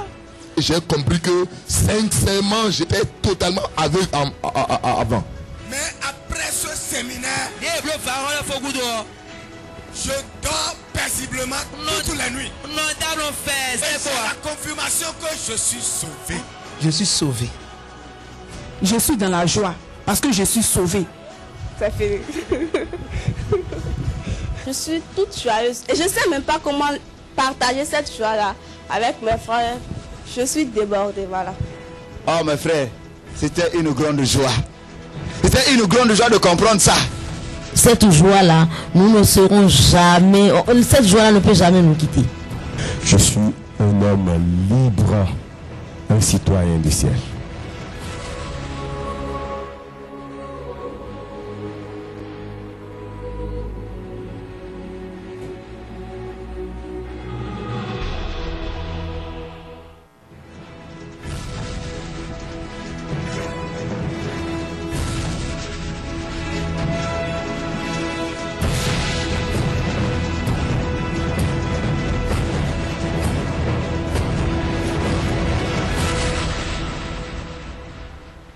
Dieu veut que tous les Gabonais soient sauvés. Pour qu'ils soient sauvés, il faut qu'ils connaissent la vérité. Et la vérité, c'est celle que nous avons apprise pendant tout ce séminaire. Franchement, voici l'évangile. Réellement, personne ne peut s'en échapper. Je suis sauvé.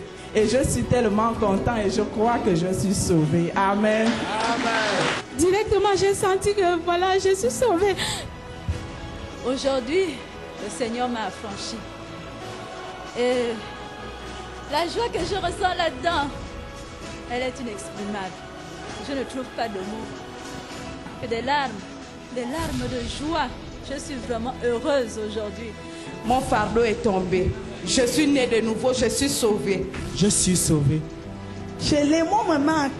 La joie que j'ai au fond de mon cœur me fait couler des larmes.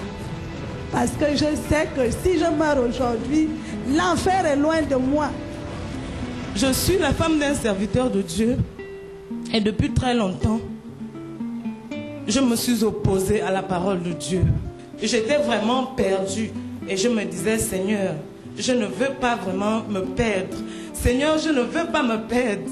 Seigneur, avec une sœur avec qui je parle beaucoup, je disais, ah, ma sœur, même si aujourd'hui la vie devient un peu difficile, je préfère même mourir pourvu que je sois sauvée. Mais ces jours-là, je me suis rendu compte que vraiment, si je mourais, comme je désirais la mort, là, c'était vraiment l'enfer. Et il n'y avait rien à faire pour moi. Je bénis le Seigneur. Parce qu'aujourd'hui, j'ai la pleine conviction. Quand je suis arrivée à la maison, j'ai dit à mon mari, je suis sauvée. Il a essayé il a commencé à parler par comment est-ce que tu es convaincu. J'ai commencé à vouloir expliquer. Il me dit, même ça, les autres peuvent être convaincus. J'ai dit, je suis sauvée. Je suis sauvée. J'ai la conviction que je suis sauvée et rien ne peut plus m'arracher ce salut. Nous avons été convaincus par les faits, comment on est de nouveau. Et aujourd'hui, je sais que je suis né de nouveau, né d'eau et d'esprit, prouvé, factualisé, et personne ne peut plus, quoi que ce soit, me dire, il n'y a plus de culpabilité, ni par moi-même, ni par les démons, ni par l'univers, ni par le monde. Je suis un citoyen du royaume de Dieu. Amen.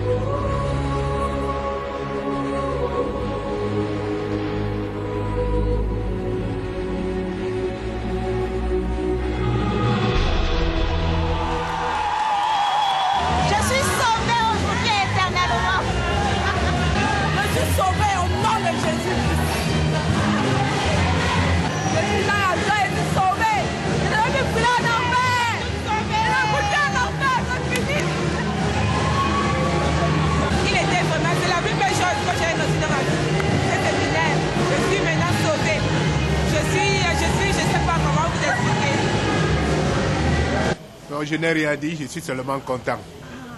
Je suis sauvé. Je porte tellement de joie dans mon cœur aujourd'hui de savoir que je suis sauvé. Je suis né de nouveau. Et je sais que j'irai au paradis. Oh! Rien que de joie. Je suis vraiment ému.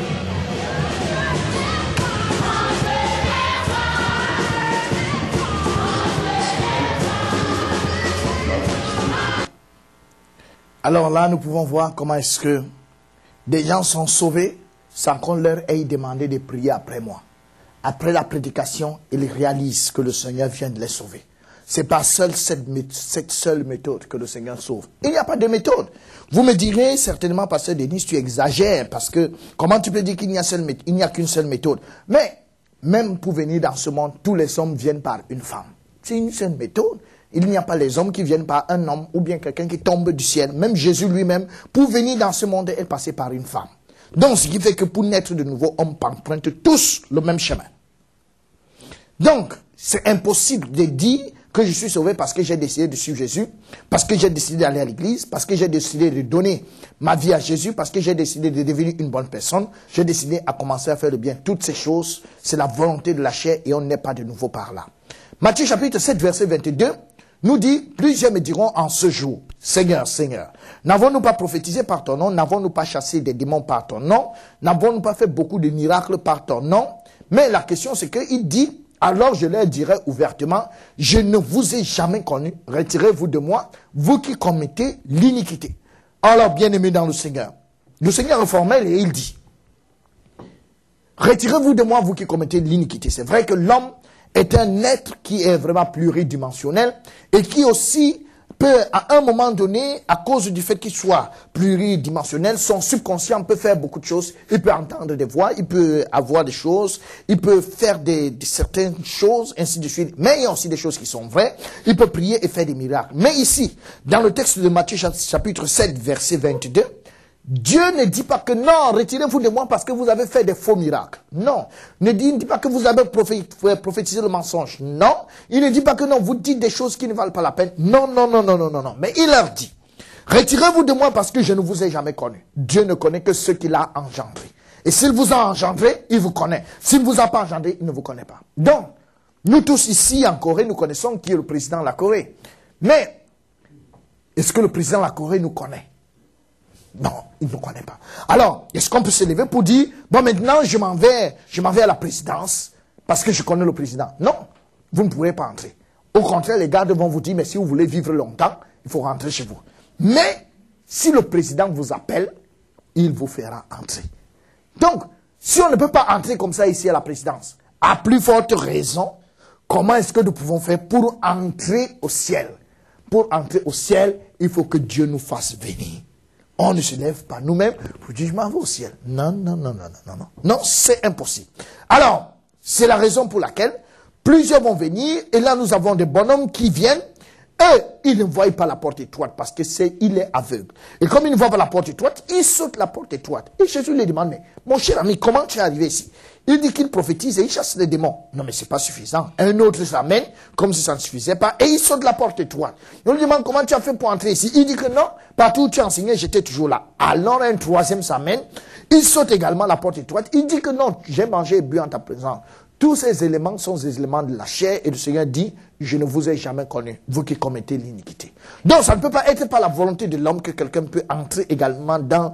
C'est pas un homme qui peut vous déclarer que, écoutez, maintenant je te déclare que tu es sauvé et cela t'est suffisant pour entrer dans le royaume de Dieu. C'est pratiquement impossible. Donc c'est pas par la volonté de l'homme.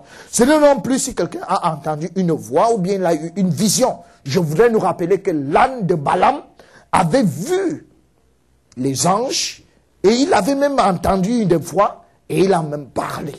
Mais l'âne n'est pas né de nouveau, tout de même. Donc ça veut dire que ce n'est pas parce qu'on a entendu une voix. C'est vrai que beaucoup de personnes disent, j'avais entendu une voix parce que j'étais couché, j'ai entendu le Seigneur me parler. Oui, ça c'est ce qu'on appelle communément le rhéma. Mais Dieu a pris des dispositions afin qu'il n'y ait pas d'infiltration dans son royaume. C'est pour ça qu'il met 1 Pierre chapitre 1 verset 23. Puisque vous avez été régénérés, non par une semence corruptible, mais par une semence incorruptible, par la parole vivante et permanente de Dieu. Il n'a pas dit le rhéma, c'est la parole vivante, Mais nous sommes sauvés par la parole vivante et permanente. Et la parole vivante et permanente, c'est ça qui est la parole vivante et permanente. Parce qu'on peut la vérifier, on peut la lire. Et si vous dites vous êtes né de nouveau, vous devez expliquer comment cette parole vous a engendré. Si vous ne l'expliquez pas, vous n'êtes pas né de nouveau du tout. Donc cette parole a besoin de nous engendrer dans l'esprit. Donc on ne peut pas dire qu'on est né de nouveau parce qu'on a entendu une voix. Non, non, non, non, non, non. Ça, c'est totalement impossible. Qu'est-ce qui se passe?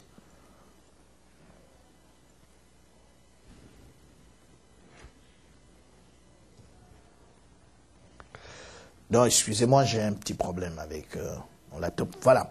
Donc, nous pouvons donc dire, Proverbe 14, verset 12, « Telle voix paraît droite à un homme, mais son issue, c'est la voie de la mort. » Un chemin peut paraître droit aux yeux d'un homme. Alors, quand vous regardez, vous dites, « Oh, certainement ça mène au ciel. » Ça, c'est à vos yeux. On a besoin de vérifier dans la Bible si ça mène au ciel. Parce que ça peut paraître droit à nos yeux, mais c'est le chemin de la mort. Proverbe chapitre 30, verset 12 dit, « Il est une race qui se croit pure à ses propres yeux, mais qui n'est pas lavé de sa souillure. » En anglais, j'aime la version en anglais parce qu'il est dit, « There is a generation that are pure in their own eyes, and yet is not washed from their fitness. » Ça veut dire clairement que on proclame partout, non, nous sommes de Dieu, nous sommes de Dieu, nous sommes de Dieu, alors que nous ne sommes pas débarrassés de tous nos péchés. Nos péchés passés, présents et futurs. Où est-ce qu'on les a mis? On a confessé quelques-uns, et on ne sait même pas l'existence des autres, et on proclame que nous sommes purs. Mais ça, c'est de la pure déception. Donc, on ne peut pas se tromper de cette manière. Alors, quelle est la façon dont Dieu rend juste les êtres humains? Dans la façon dont Dieu rend juste les êtres humains, ou encore, comment Dieu fait entrer les hommes dans son royaume. Alors, Éphésiens chapitre 2, verset 8, il dit, « Car c'est par la grâce que vous êtes sauvés, par le moyen de la foi, et cela ne vient pas de vous, c'est le don de Dieu. » C'est clair. Il dit que c'est par la grâce que vous êtes sauvés. Nous sommes sauvés par la grâce. Quel moyen? Il dit par le moyen de la prière, pas par le jeûne, pas par les prières, pas par les aumônes, pas par le fait d'aller à l'église, pas par le fait de donner sa vie, pas par le fait de chanter, mais par la foi. Mais la foi, où est-ce qu'on la trouve? La foi, on la trouve où? Romains 10, verset 17. Ainsi, la foi vient de ce qu'on entend, et ce qu'on entend vient de la parole de Christ. Donc, on est sauvé en écoutant la parole de Christ. Alors, si on n'a pas écouté la parole de Christ, c'est clair que si nous mourons, on va en enfer. Si on ne peut pas expliquer comment on a été sauvé, on va à l'enfer. Ça, c'est tout à fait clair. Donc, nous avons ici l'exemple d'un juif nommé Apollos. Originaire d'Alexandrie, c'était un homme éloquent et versé dans les Écritures. Il vint à Éphèse.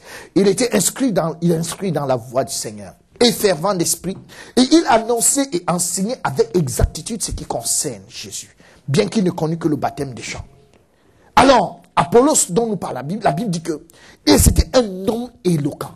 Il était versé dans les Écritures, donc il connaissait les Écritures. Et quand on pouvait voir sa Bible, c'était souligné un peu partout. Et il a fait beaucoup d'écoles bibliques. Il connaissait. Et il parlait avec exactitude ce qui concerne Jésus. Alors, mais très bon prédicateur, très bon pasteur, et même bishop, et même apôtre. Mais, il y avait un problème. Il ne connaissait que le baptême des gens. Donc, il avait des lacunes en ce qui concerne le royaume de Dieu. Il s'est mis à enseigner librement dans la synagogue. Aquilas et Priscille, l'ayant entendu, parce que Aquilas et Priscille étaient nés de nouveau.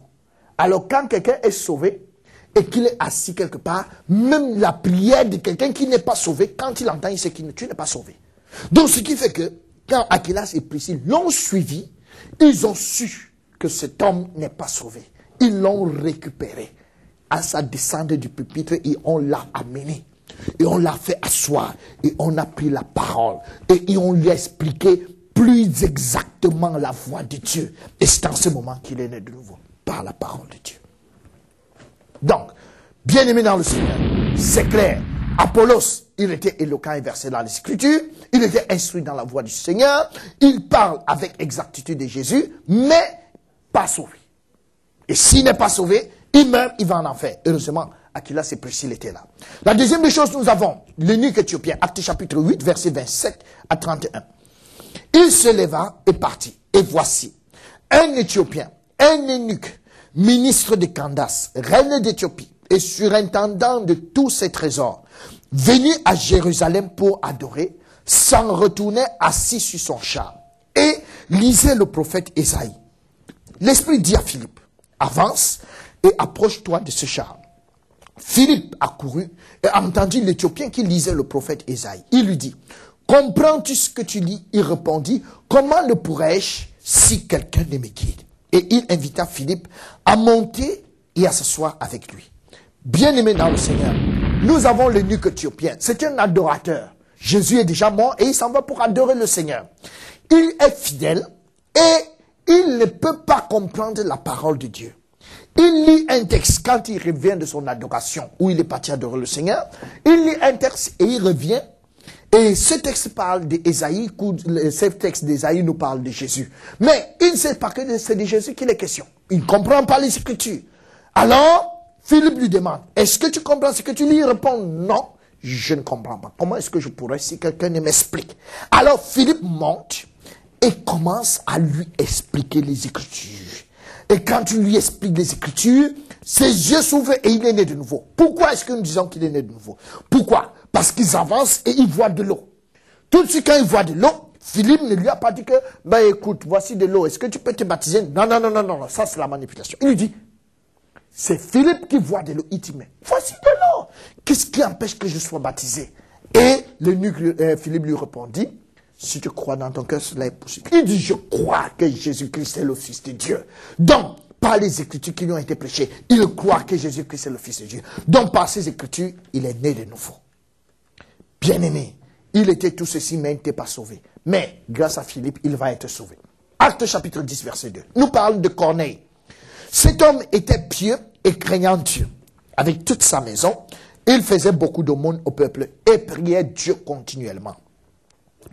Pieux, craignant Dieu. Il était pieux, il craignait Dieu. Il craignait Dieu avec toute sa maison, fait beaucoup d'aumônes. Mais, même comme il prie beaucoup, il n'est pas sauvé. Corneille, pas sauvé. Alors, bien aimé dans le Seigneur, excusez-moi. Mais il est important que je parle de ça, parce que dans le livre des Actes des Apôtres, nous avons une histoire qui est quand même assez triste, parce que Dieu donne une vision à Pierre. Et Pierre, il fait venir à Pierre les animaux, un drap avec des animaux dessus. Il y a dedans les cafards, les souris, les cancrelats et tout. Et Dieu lui dit, tue et mange. Il dit non, je ne peux pas manger ça parce que c'est impur. 2 fois, il lui dit, tue et mange. Pierre dit qu'il ne peut pas manger. Mais en fait, ces cafards et ces cancrelats, ça parlait de qui? Ça parlait de Corneille. Alors permettez-moi de vous dire, quelle est la raison pour laquelle dans le jardin, au niveau du déluge, quand Dieu a fait tomber le déluge sur la terre et que beaucoup de gens sont morts, Dieu ne s'est pas gêné et il n'était pas triste. Aucun verset ne nous dit qu'il était triste après. Rien que 8 personnes sur toute la terre étaient sauvées. Dieu n'était pas triste, pourquoi? Parce qu'en fait, il n'a que tué les cafards et les cancrelats et les souris. Parce qu'à ses yeux, ils étaient que des cafards, des cancrelats et des souris. Mais imaginez-vous un pasteur. Son travail, c'est de prier pour les souris et les cafards et les cancrelats, afin que les souris et les cafards et les cancrelats se portent bien. C'est son travail en tant que pasteur. Mais au fond, ce type est dangereux. C'est un type dangereux, parce qu'il ne comprend rien. Tout son travail, non mais les souris, il faut que vous vous portez bien. Les cafards, il faut que vous vous portez bien. Les cancrelats, il faut que vous vous portez bien. Il leur impose les mains et il essaie de leur donner à manger. Il faut qu'ils prospèrent dans leur vie. Mais c'est des poisons. Donc c'est la raison pour laquelle, si quelqu'un n'est pas né de nouveau, il est un cancrelat ou un cafard ou une souris. Donc il faut que notre nature change. C'est pour ça qu'il faut que nous naissions de nouveau. Très important. Donc, grâce à Philippe, Corneille va naître de nouveau. Luc chapitre 18, verset 18 nous dit, un chef interrogea Jésus et dit, bon maître, que dois-je faire pour avoir la vie éternelle? En fait, quelqu'un qui a la vie éternelle ne pose pas la question comment il doit faire pour avoir la vie éternelle. Quand on a la vie éternelle, on ne pose plus ce genre de questions. Alors s'il pose la question, ça veut dire qu'il n'a pas la vie éternelle. Et s'il n'a pas la vie éternelle, voici la réponse que Jésus lui donne. Tu connais les commandements. Tu ne commettras point d'adultère, tu ne tueras point, tu ne déroberas point, tu ne diras point de faux témoignages. Au nom de ton père et ta mère, c'est bon. Et il répond, le jeune homme répond, j'ai, dit-il, observé toutes ces choses dès ma jeunesse. C'est-à-dire qu'il est propre, clean. Il a observé toutes ces choses. Donc ça veut dire qu'il a un cœur qui est plein de péché, mais il n'a rien produit. Donc, c'est quand même dire qu'il est un arbre stérile. Un arbre stérile, il n'a pas la vie éternelle.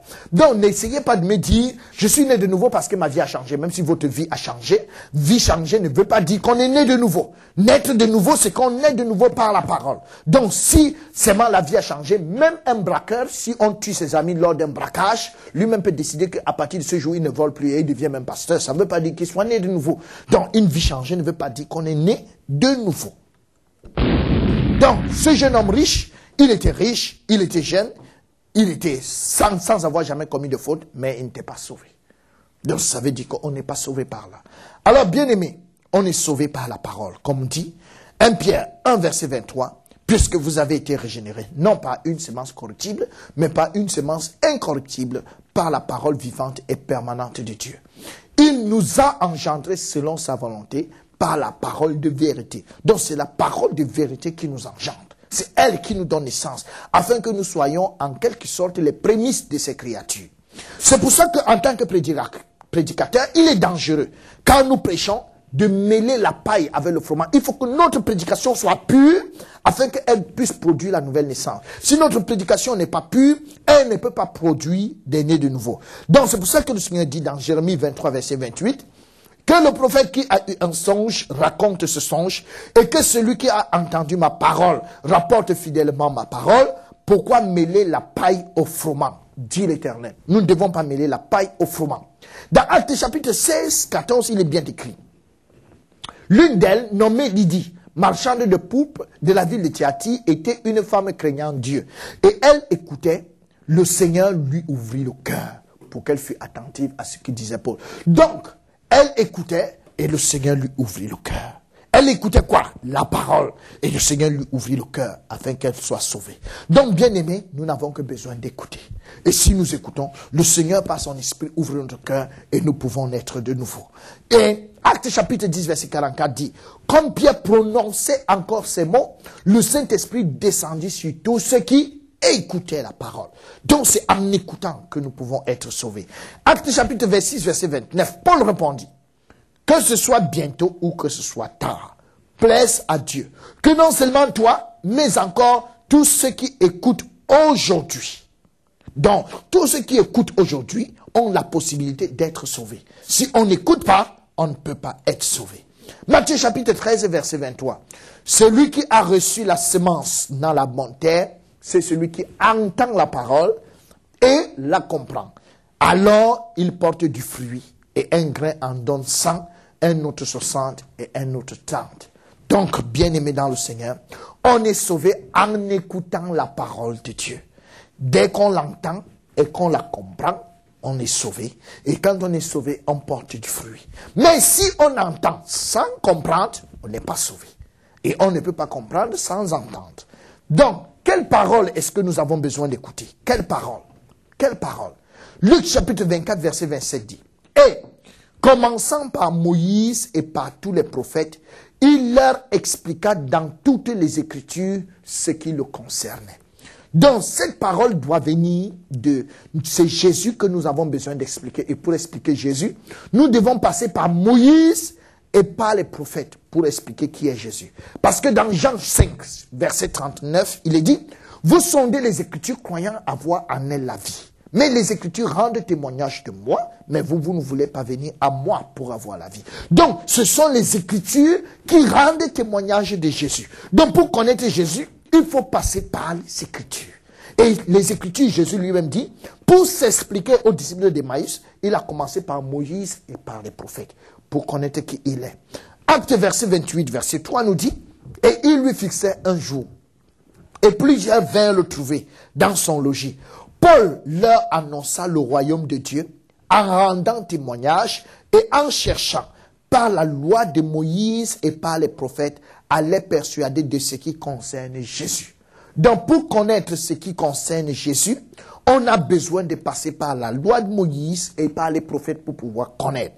Et ici dans ce texte, la Bible nous dit que l'entretien durera depuis le matin jusqu'au soir. Je suis très surpris parce que beaucoup de pasteurs aujourd'hui font des convertis en 10 minutes dans un taxi, en 50 minutes dans quelque part. Une petite croisade d'1 heure de temps, il a déjà fait des convertis. Mais Paul, qui est l'apôtre, priant du matin jusqu'au soir pour expliquer la parole. C'est la raison pour laquelle nous n'allons pas prendre du matin jusqu'au soir, mais nous allons parler pendant plusieurs soirées en ce qui concerne Jésus jusqu'à ce que nous ayons fini. Donc pendant 4 soirées, nous allons parler pour pouvoir connaître qui est le Seigneur. Et si vous écoutez, certainement le Seigneur vous sauvera. Alors, qu'en sera-t-il de ceux qui ne pourront pas entrer dans son royaume? Ceux qui ne pourront pas entrer dans son royaume, la Bible dit dans Hébreux 9, verset 27, « Et comme il est réservé aux hommes de mourir une seule fois, après quoi vient le jugement. Donc nous serons jugés. Et si nous ne connaissons, nous serons jugés. Si nous mourons sans avoir été sauvés, nous serons jugés. Parce que dans Somme 90, il est dit, les jours de nos années s'élèvent à 70 ans. Et pour les plus robustes, à 80 ans. Et l'orgueil qu'ils en tirent n'est que peine et misère. Car ils passent trop vite. En fait, devant Dieu, nos jours passent trop vite. Comme nous pouvons le voir ici, ça passe trop vite. Et ici, c'est l'accouchement d'une femme. Et nous voyons que aux yeux de Dieu, ça passe trop vite. Parce que là, elle accouche. Et en quelque temps, nous pensons que le temps passe lentement, mais en fait, ça passe trop vite.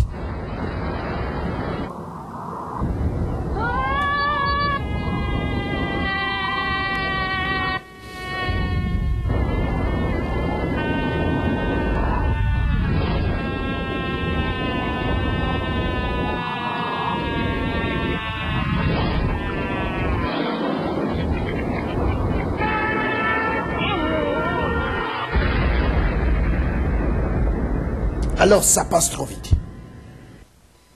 Nous avons comme l'impression que ça dure.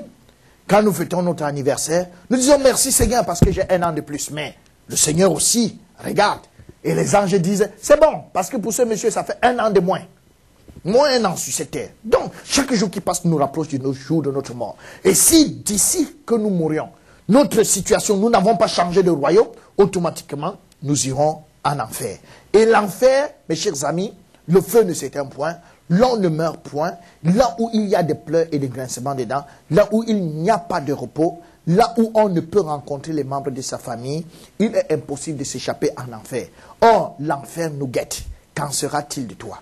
Très bientôt, si tu meurs aujourd'hui, sans être sauvé, tu vas en enfer dans tous les cas. C'est la raison pour laquelle il est important pour nous de changer de royaume pendant que nous sommes encore vivants.